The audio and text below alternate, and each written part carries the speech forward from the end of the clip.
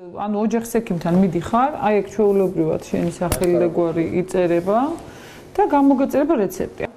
მაკა ექიმს სამუშაო დღის განმავლობაში ათობით პაციენტის მიღება და მათთვის რეცეპტის გამოწერა უწევს. ამბობს, რომ რეცეპტის ინსტიტუტის აღდგენის შემდეგ პაციენტების რიცხვა საგრძნობლად მოიმატა.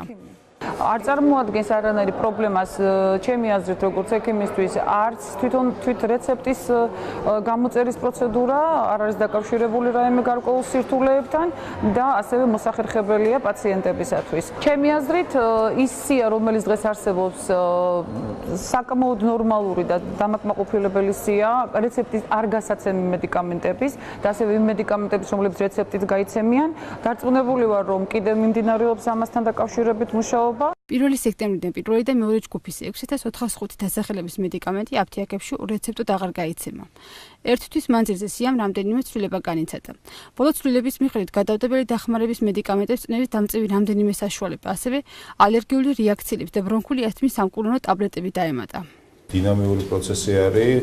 ბოლოს 3 კვირის წინ 700-მდე დასახელების მედიკამენტი გადავიდა ურეცეპტად გასაცემში, ალბათ უახლოეს დღეებში ერთი ჯგუფის მედიკამენტები გადმოვა რეცეპტით გასაცემში და ასევე ცვლილებები განხორციელდა გადაუდებელი დახმარების ჩანთის შემადგენლობაში, სადაც იყო 14 დასახელების მედიკამენტი, რომელსაც დაემატა 2 დასახელების ტაბლეტირებული ფორმები და დიაბეტის სამართავო მედიკამენტები. რეცეპტის ინსტიტუტის ამოქმედებამ საზოგადოებაში ასთა სხვადასხვაობა გამოიწვია. ნაწილი აღნიშნულ რეფორმას მიესალმება, მეორე ნაწილი კი იმ პრობლემებზე საუბრობს, რომლებიც მედიკამენტების კანონდარღვევით გაცემასთან არის დაკავშირებული. ესეთი შემთხვევები მართლაც იყო ციფრებში გამოხატული, რაც მომახსენდება, ესეთი იყო 14 შემთხვევა, უკრებულ ყველაზე მიღებული არის სანქციები,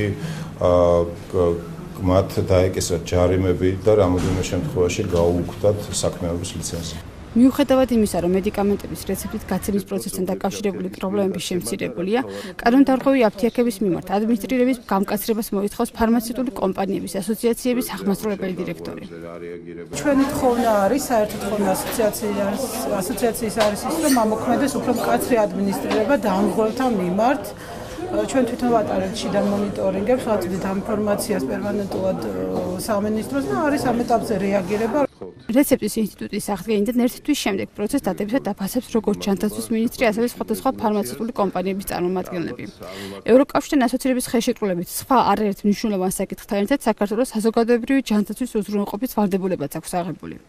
აქედან გამომდინარე დავით სერგეენკოს თქმით, ურეცეპტად გასაცემი მედიკამენტების სია საბოლოო არ არის და მისი დახვეწის პროცესი კვლავ გრძელდება.